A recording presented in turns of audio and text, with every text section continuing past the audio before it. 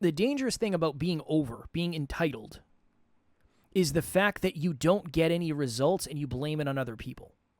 I think that there's the other side, though, of no matter how much good you do in the world, you never give yourself any credit. And I don't agree with that either. And so I think everyone has to find their sweet spot. Next Level Nation, welcome back to another episode of Next Level University, where we help you level up your life, your love, your health, and your wealth. Today, for episode number 1,700 and, oh my goodness, I almost said the wrong number, 50, not 43, 50, juggling earning it and self-worth. So we talked a little bit about this in a previous episode, and we alluded to the fact that we should do an episode on it. And here's the reason why. I was talking about how if I get to the end of a really, really successful day, a really, really productive day, I feel like I earned it. I feel like I earned my R&R. I feel like I earned watching UFC this Saturday. I feel like I really earned it. Mm-hmm.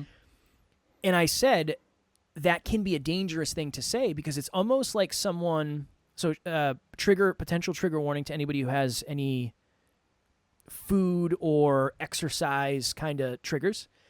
There are some times where I'll work out really... What can I do for you?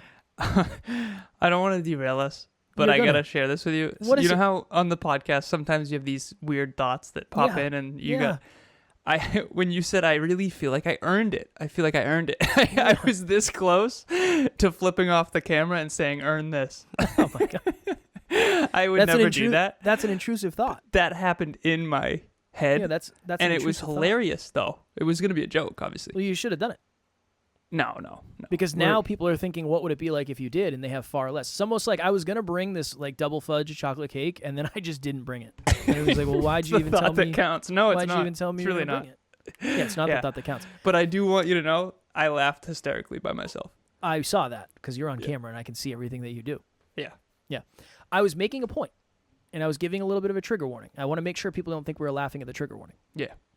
And when I saw you laughing, I was like, oh, no, what's happening here? It's my bad. Anybody who has any food or like weight scale stuff, tendencies, when you hear people say I had a really good workout, I earned my cheat meal, or I earned my dinner, or whatever it is, I earned my sweets. I know it can feel like that when it comes to productivity and getting stuff done.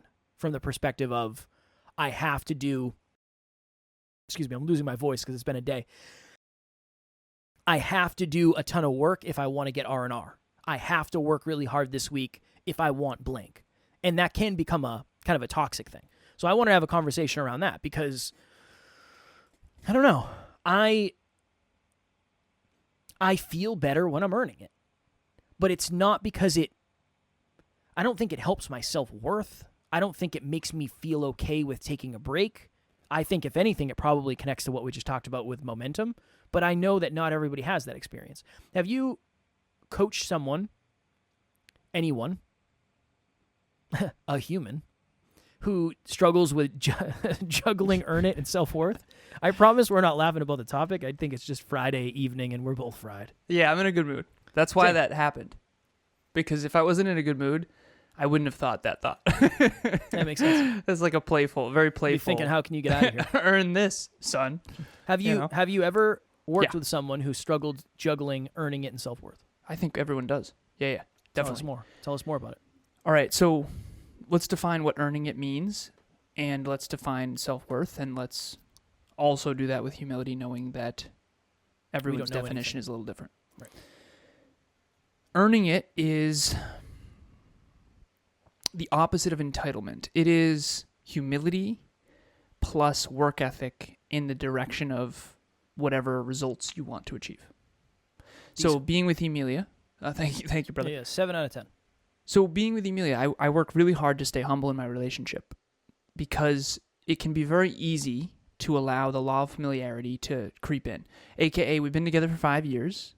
I live with her. I am privileged and grateful to be able to wake up next to her almost every day. But I have to remember what it was like on the first date. I have to remember how blown away I was by who she is.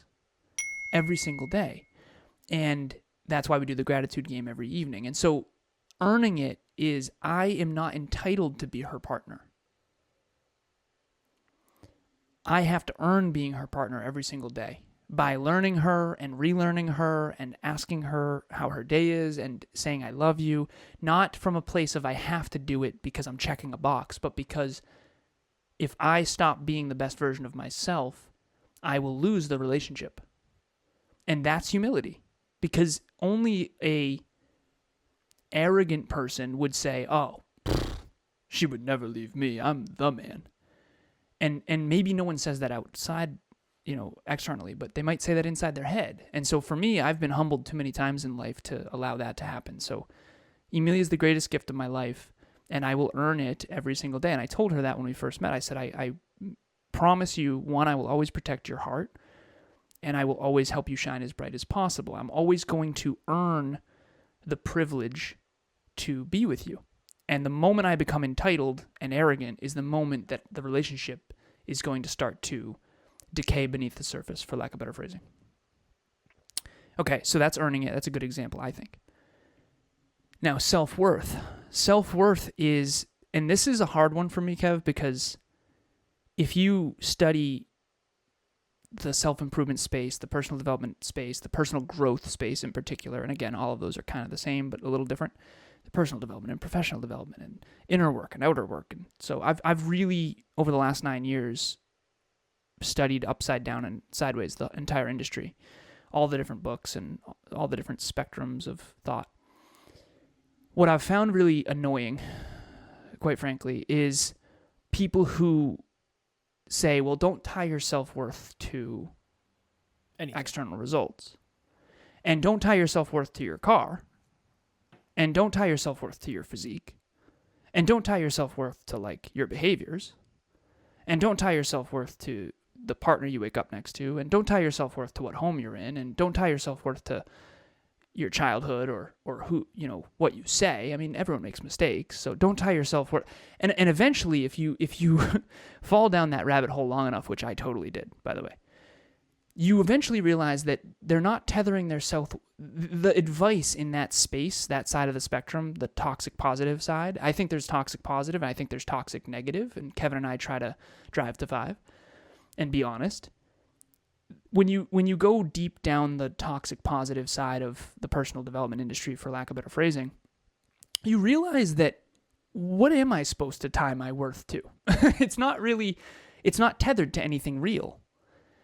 And I get it. For the people that identify as spiritual, they say don't tie your worth to anything in the physical reality. I'm not for that. I think that when you do all you can with all you have and wake up every day to be the best version of yourself, I think that that's where real self-worth is built. And we have a formula. It's keeping the promises you make to yourself and honoring clear boundaries and investing in yourself, that kind of thing. So we have a formula on self-worth. But at the end of the day, you have to tether your self-worth to something in reality. You can't just be this delusional, I'm worthy no matter what I do. If you're being a terrible person and tearing other people down, you shouldn't have high self-worth, in my opinion. I think that's how you become a delusional narcissist. And I think that a lot of people are very guilty of that. And so I think that there's the other side, though, of no matter how much good you do in the world, you never give yourself any credit. And I don't agree with that either. And so I think everyone has to find their sweet spot. Hello, NLU listener. Thank you, as always, for listening to Next Level University. Real quick, I just want to jump in and let you know about the Next Level Dreamliner. This is a journal that I use every single day. Achieve your dreams 90 days at a time. It breaks down your dreams into goals, milestones, and daily habits. We hope you enjoy it. The link will be in the show notes. How do you juggle it? Because in my mind, there's two frames. And again, we speak often about the polarities. Somebody who is lower on the drive to 5 when it comes to self-worth, who convinces themselves that they have to work 15 hours a day and get this done and this done and this done and this done and this done to be even remotely worthy of what they want. And then there's the other side of, I don't have to do anything to be worthy. Yeah, both of those are destructive. I think constructive is somewhere in the middle. I would agree, because I think they kind of set you up for They're both dangerous. And these are always difficult episodes, especially with limited time. The dangerous thing about being entitled, is the fact that you don't get any results and you blame it on other people. Or you say it wasn't meant to be, or you blame it on the universe. I think a really good example is somebody who has unrealistically high standards for who they're going to date because they think they're entitled to. The person I'm going to date is, let's just say this person is interested in a man, 6'5", makes $450,000 a year, goes to the gym 8 times a week, more than once a day, is always there when I need them. Super supportive. And then as you continue to run that down statistically, you get to the point where it's like, there's like, I don't know, maybe like 25 people on the planet that are meeting this.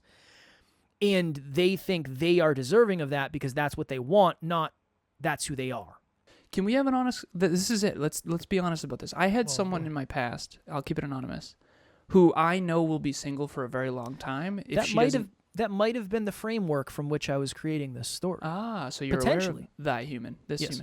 Okay, so again, huge fan of this person, by the way. This is not conscious. This is an unconscious thing.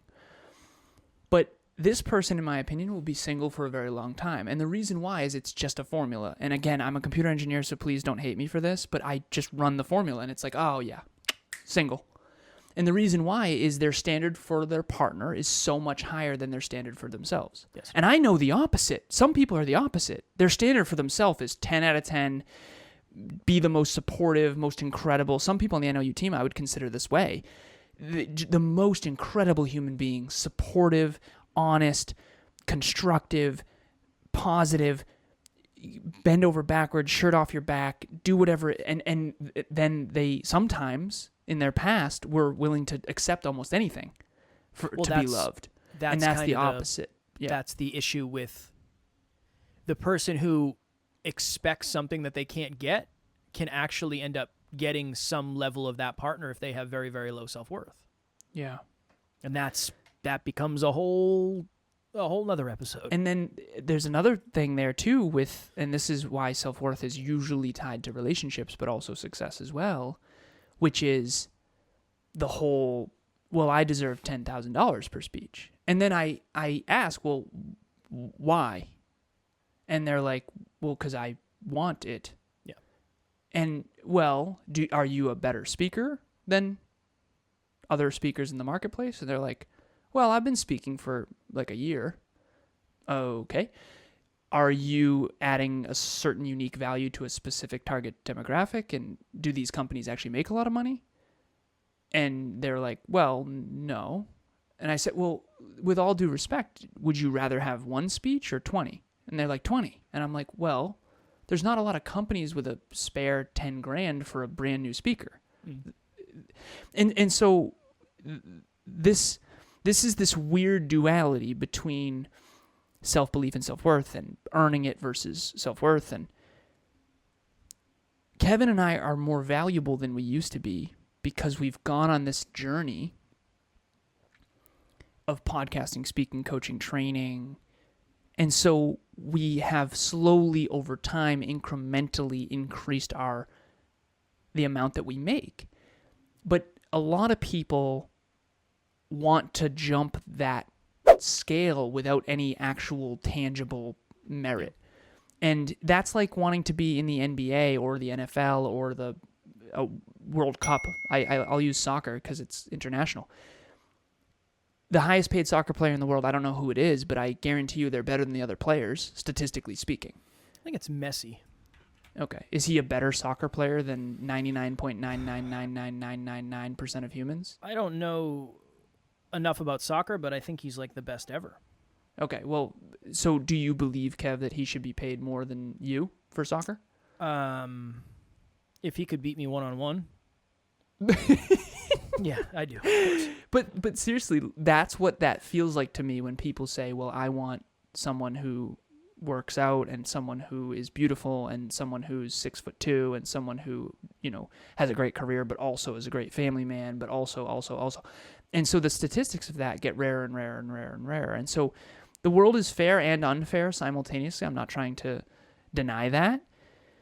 And when I say fair, what I mean is if you have a better podcast than other podcasts and you add more value than others statistically over time, you're more likely to succeed. But it's also unfair, and there might be podcasts that aren't as valuable that do win because they went viral or whatever. So to really land on something tangible here, how grounded in reality are you, I think, is the question. 2 minutes. Yeah, thank you for that. Thank you. Apparently, I'm not grounded in time. No. How grounded in reality is your expectations for yourself? And then I think the best way to move forward is to earn it in advance to get to the next level. And then when you get to the next level, lock that in with your self-worth, and then earn it, and then lock that in, and then earn it, and then lock that in. Like, you have a new level of self-worth after the speech that you got in Toronto with all those incredible, successful people. Yes. But, Kev, some people would just jump to that identity without anything tangible, and other people would go do that and still feel terrible and not good enough. We're going to have to do a part 2. We didn't have enough time. Yeah, we didn't have enough time. Cristiano Ronaldo, $260 million per year. I would love to do an episode at some point about why that is. Because, again, it's very... Supply and demand. Yes. Yeah, exactly. Supply and demand. I mean, that's a very oversimplification. Yeah, but me, I like to keep it simple. $260 million a year? Holy macaroons! Well, he's also that's the most valuable sport in the world. It's the most valued. It's the most valued sport in the world, and he's the best at it. So we don't have time. I know. Any chance you open the door for Alan to talk about the global economy or supply or demand? He is. You I will love not. It, man. It makes perfect sense. I know. All right. What is it? July 9th, group coaching. Yeah. If you want to maintain momentum through summer is challenging because people are. I got invited to a 4th of July party. I was like, hey, I thank you so much. I appreciate it. I'm actually giving a speech, and I'm working all day on the 4th of July. I understand you do you, but if you want to maintain momentum throughout the summer, we have our group coaching starting. We got amazing testimonials for the last one, and it's just a great opportunity. It's easy to fall off track in the summer, but you have built-in accountability. With the discount code NLU listener, you get 30% off. So we'll have the link in the show notes for that. As always, we love you. We appreciate you. Grateful for each and every one of you. And at NLU, we don't have fans. We have family. We will talk to you all tomorrow. Keep on earning it. Next Level Nation.